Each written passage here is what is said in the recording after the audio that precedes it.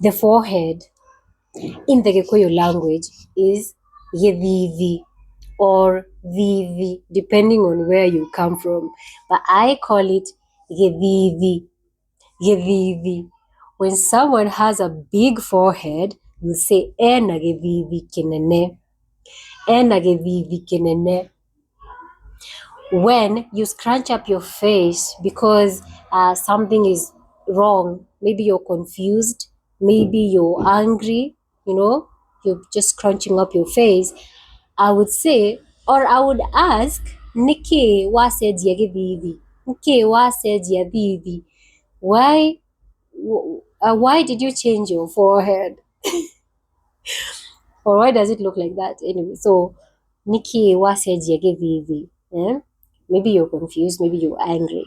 So now you know that the forehead in the Gikuyu language is called Githithi or Thithi.